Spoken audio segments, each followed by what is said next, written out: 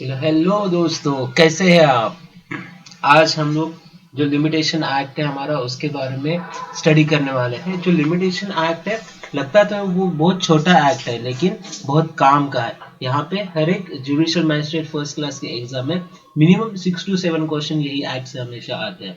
तो हमको ये छोटा एक्ट है करके नजरअंदाज नहीं करना है। ये छोटा पैक्ट और बड़ा धमाका है। यहाँ पे हर रोज मतलब जब भी आपका एग्जाम रहेगा जुडिशियल मैजिस्ट्रेट फर्स्ट क्लास का, ये एक्ट आपको मार्क्स देके जाएगा, नहीं तो मार्क्स लेके जाने वाला ये एक्ट नहीं है। तो आपको क्या करना है, बड़े ही शिद्दत से मेरे साथ में रह के ये एक्ट का प्रिपरेशन कंप्लीट करना है। ओके, तो हम लोग ये एक्ट के कुछ हिस्ट्री देखते हैं। ये एक्ट की, ये एक्ट हमारा जो लिमिटेशन एक्ट है 1963 का है। ओके, भला ये एक्ट 1963 का है लेकिन ये ओरिजिनल जो एक्ट है 1859 में ये ऑपरेट हुआ था by the Britishers only. Later on, there are several amendments. Okay, it happens in the Limitation Act. जो पहले अमेंडमेंट है 1877 में हुई थी। okay, उसके बाद में ये एक्ट नया रिपील करके 1908 में फिर से ये एक्ट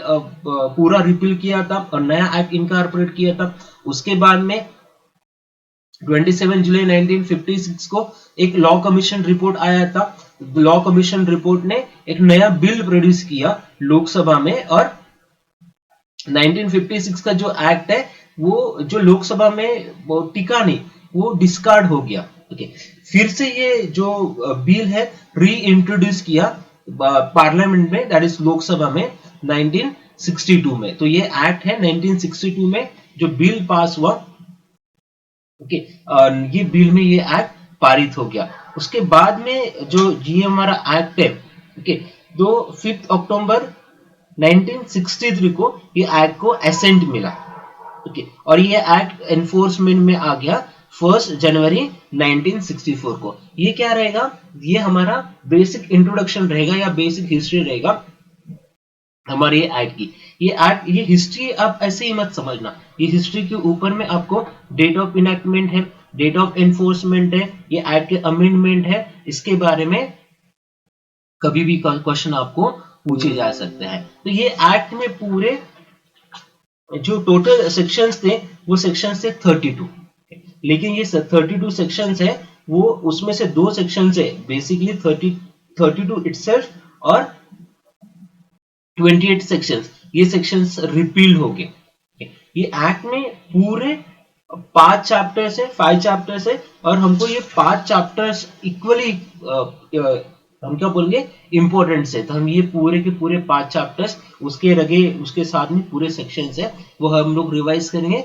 सेक्शंस रिवाइज करने के पहले हम लोग देखते हैं एमसीक्यू, मल्टीपल चॉइस क्वेश्चन। और मल्टीपल चॉइस क्वेश्चन हम लोग ऐसे वे में देखेंगे जहां से आपके पूरे सेक्शंस हो वो कवर हो जाए। इसका मतलब जो मेरा बेसिक जो ये था कि हम लोग ये एक्ट तो पढ़ेंगे लेकिन एक्ट में कौन से एमसीक्यूज है, मल्टीपल चॉइस क्वेश्चंस है वो आने वाले, बिकॉज हमारा एग्जाम है। एग्जाम में तो पूरा जो प्रीलिमिनरी एग्जाम है, प्रीलिमिनरी एग्जाम में तो पूरे क्वेश्चंस नहीं पूछेंगे या लिखने वाला कुछ नहीं रहता है, वहां पे मल्टीपल चॉइस क्वेश्चंस ही आते हैं। तो हम लोग मल्टीपल चॉइस क्वेश्चन देखते देखते हमारा ये पूरा एक्ट देखेंगे। ओके, तो आप बने रहे। तो देखिए हमेशा एक बात याद रखना कि आदमी हारता नहीं है। ओके, परिस्थितियां हैं कभी विपरीत आ जाती है, परिस्थितियां कभी कन्वीनियंट उसके सामने नहीं रहती है, लेकिन आदमी हारता नहीं है। जो आदमी हारा वो आदमी समझो वहीं पे खत्म हो गया। आपने डिसाइड किया है कि आपको जुडिशियल मैजिस्ट्रेट फर्स्ट क्लास का एग्जाम है वो देना है, तो उसी दिन से आपके अंदर में वो एटीट्यूड आना चाहिए कि नहीं मैं जुडिशियल मैजिस्ट्रेट फर्स्ट क्लास वो बनूंगा। जैसे कि आपने कभी वो महाभारत में ये अर्जुन को देखा, जब उसके गुरु उसको पढ़ाते हैं तो उसको पूछते हैं कि भाई तुमको देख क्या रहा है। वो बोलते हैं कि नहीं सर मुझे वो पंछी है, पंछी की आग दिख रही है। ऐसे खुद को अर्जुन समझो और जुडिशियल मैजिस्ट्रेट फर्स्ट क्लास का जो एग्जाम है उसको पंछी की आग समझो, और जो कुछ भी निशाना है वो प्रॉपर और सही गाइडेंस से आप निशाना लगाओ। ओके, ये मैं चाहता हूं, ये मेरी दिली ख्वाहिश है। तो हम लोग देखते हैं कि हमारे जो एक्ट की शुरुआत है, शुरुआत में ही प्रियम्बल करके आता है, कोई भी एक्ट में हम लोग प्रियम्बल पढ़ते हैं, तो प्रियम्बल को कभी भी नजरअंदाज मत करना किसी भी एक्ट में।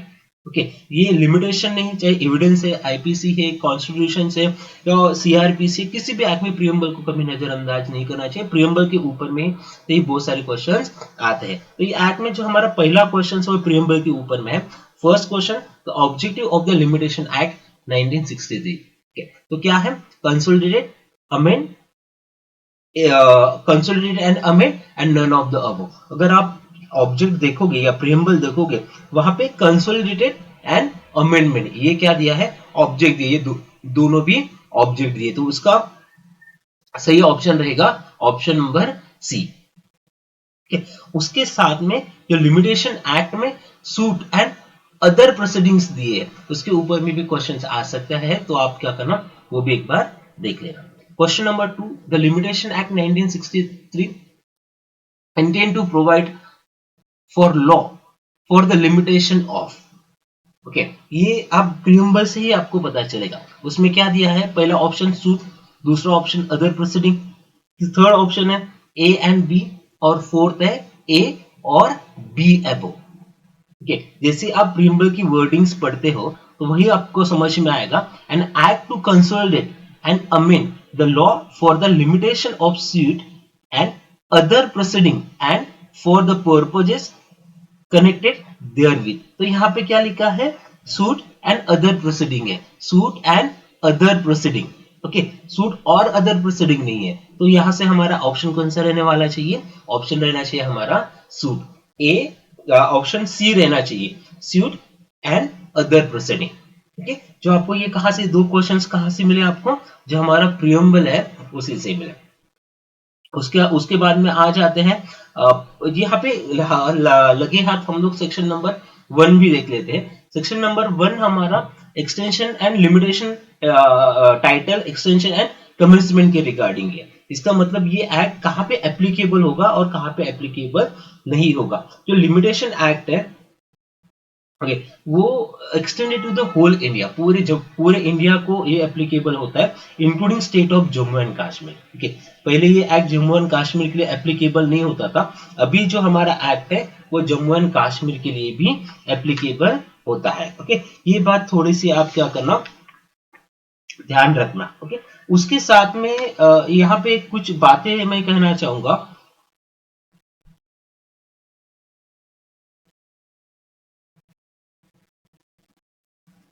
उसके बाद में आता है सेक्शन नंबर 2। सेक्शन नंबर 2 है हमारा, सेक्शन नंबर 2 में ऐसे बहुत सारे डेफिनेशंस दिए हैं। ओके, ए से लेकर एन तक डेफिनेशन दिए, ये पूरे डेफिनेशंस आपको मेमोराइज करना है। जैसे कि एप्लीकेंट है, एप्लीकेशंस है, बिल ऑफ एक्सचेंज है, बॉन्ड है, defendant, easement, foreign country, good faith, plaintiff, period of limitations, promissory note, suit, taught, trustee. Okay, ये सब कुछ जो डेफिनेशन है, ये थोड़े से डेफिनेशन आपको मेमोराइज करने पड़ेंगे। यहाँ से बेसिकली अगर कुछ डेफिनेशंस आते हैं तो एप्लीकेंट्स का डेफिनेशन ये आप थोड़ा सा मेमोराइज करके रखना। दूसरा डेफिनेशन आएगा एप्लीकेशंस का। एप्लीकेशंस का अगर आप डेफिनेशन देखते हो तो एप्लीकेशन इंक्लूड्स ए पिटीशन दिया है। ठीक है, एप्लीकेशन के डेफिनेशन में कुछ भी नहीं दिया है, ये आपका एमसीक्यू हो सकता है। ओके, जहां पे अगर एप्लीकेशन इंक्लूड्स, वहां पे 4 ऑप्शन आने की संभावना है, तो जहां पे अगर पिटीशन आता है तो आप उसको वहां पे राइट क्लिक करना है आपको। ओके, उसके बाद में ऐसे इजमेंट है, इजमेंट ये जिसको हम लोग सुखाचार बोलते हैं हिंदी में, तो उसके लिए क्या है, एक सेपरेट एक्ट है। ओके, उसके बाद में गुड फेथ एक प्रोविजन दिया है सेक्शन 2 सबसेक्शन एच में। गुड फेथ, जो हमको good faith Indian penal code का सेक्शन 52 में दिया है। ओके, तो ऐसे हमको क्या करना है, एक साथ में कनेक्शन लेके चलना है। अगर आप कनेक्शन लेके चलोगे तो आपको पढ़ने में आसानी आएगी। दूसरी ये बात कहनी है हमको, जो लिमिटेशन एक्ट है ओके, वो क्या खत्म करता है? लिमिटेशन एक्ट है आपके रेमेडी को खत्म करता है, आपके राइट्स को कभी खत्म नहीं करता। ओके, लिमिटेशन एक्ट में आपके रेमेडी है। ओके, रेमेडी मतलब अगर आपका कोई राइट्स है, लेकिन आपने राइट से with in a time, with in a specified time exercise नहीं किया, तो क्या हो सकता है, वहां पे आपका जो राइट्स है, आपका जो रेमेडी है, लैप्स होने के चांसेस है। लेकिन इसका मतलब आपका राइट्स खत्म नहीं हुआ है, ये राइट्स आप किसी दूसरे लॉ में या किसी दूसरे तरीके से एनफोर्स कर सकते हो। ओके, तो हम लोग आते हैं section number sorry question number 3 पे। क्वेश्चन नंबर 3 हमारा सेक्शन नंबर 3 के ऊपर में डिपेंड है। ओके, उसका देखते हैं question number 3, the effects of bar of limitation. Okay, तो बार ऑफ लिमिटेशन का इफेक्ट्स क्या रहेगा, तो यहाँ पे क्या करना है आपको, ये क्वेश्चन तो अच्छे से पढ़ना है, उसके साथ में ऑप्शन भी है वो भी अच्छे से देखना है। पहला ऑप्शन है the rights come into end, दूसरा ऑप्शन है the remedy come to end, तीसरा ऑप्शन है rights and remedy both came to an end, and fourth D1 option है नन ऑफ द अबव। जैसे कि इसके पहले मैंने आपको बताया था कि लिमिटेशन एक्ट है वो आपका क्या खत्म करता है, वो आपके रेमेडी खत्म करता है, आपके राइट्स खत्म नहीं करता है। आप अपने राइट से कभी भी और किसी भी तरीके से एनफोर्स कर सकते हो, चलो, लेकिन यहाँ पे आपका लिमिटेशन बार्ड हो गया, इसकी वजह से आपको रेमेडी मिलने में थोड़ा सा डिले होगा, लेकिन आपका एब्सोल्यूट राइट है वो एज इट इज रहेगा। तो सेक्शन 3 है, तो सेक्शन 3 एकदम अच्छे से पढ़ना। ओके, तो एक बार सेक्शन 3 जब भी आप पढ़ोगे तो उसके साथ में आप सीपीसी है, सिविल प्रोसीजर कोड का ऑर्डर 14 भी देखना। ऑर्डर 14 सीपीसी में ये लिमिटेशन के रिगार्डिंग है, और आपका जो सेक्शन 3 है एकदम इंपॉर्टेंट है, उसके साथ में जितने भी सबसेक्शंस है या कमेंट्स है वो भी आपको अच्छे से पढ़ने हैं। ओके, आ जाते क्वेश्चन नंबर 4 पे। क्वेश्चन नंबर 4 है हमारा the consequences of expiry of period of limitation introduce. Okay, उसमें आता है फर्स्ट ऑप्शन है ability, B disability, C A and B, और D none of the above. Okay, तो उसका सही ऑप्शन रहेगा डिसेबिलिटी। ओके, ये क्वेश्चन है, ये क्वेश्चन कहां से आया है, ये हमारे सेक्शन नंबर 5 है। सेक्शन नंबर 5 से ये क्वेश्चन आया है, तो आपको क्या करना है, सेक्शन नंबर 5 है ये भी अच्छे से पढ़ना पड़ेगा। Okay, expiry of period of limitation.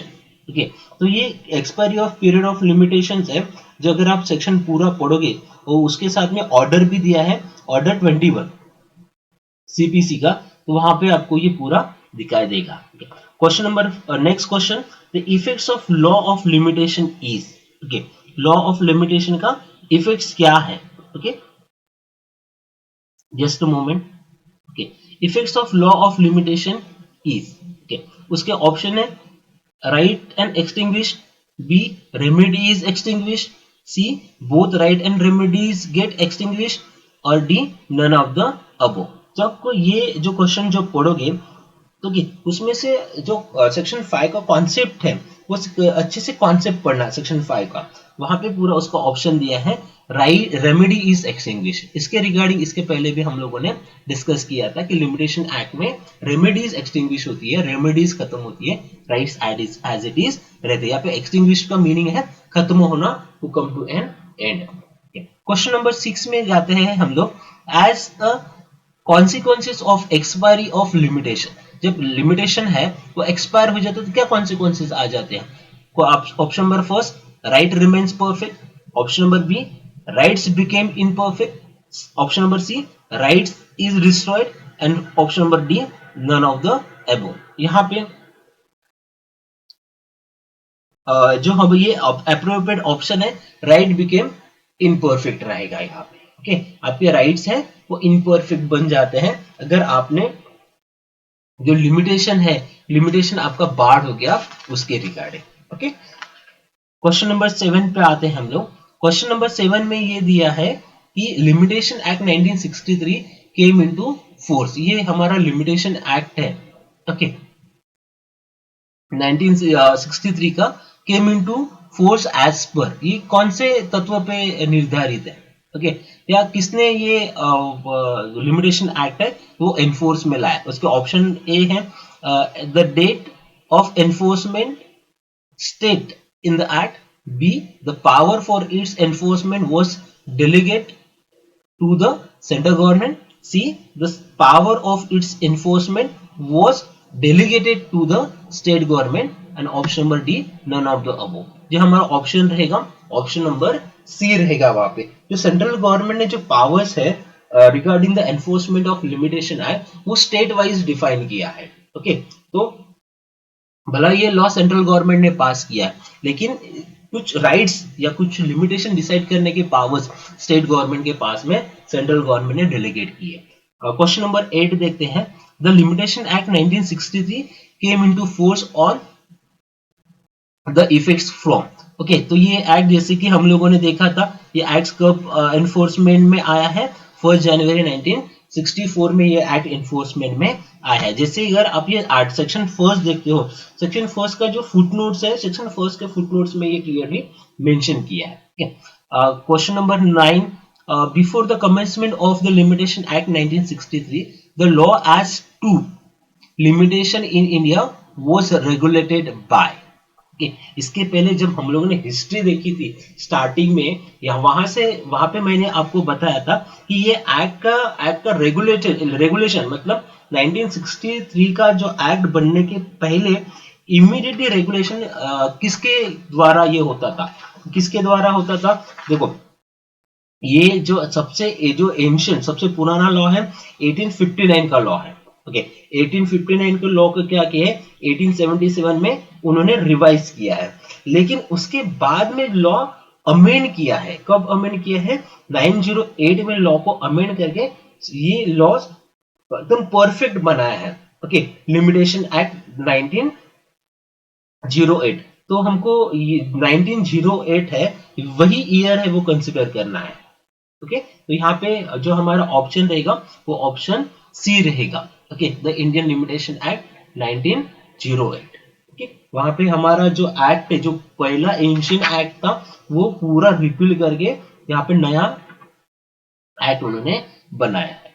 Question number 10, provisions in section 3 of the limitation act 1963 provides for the dismissal of following proceeding if instituted after the prescribed period of limitation।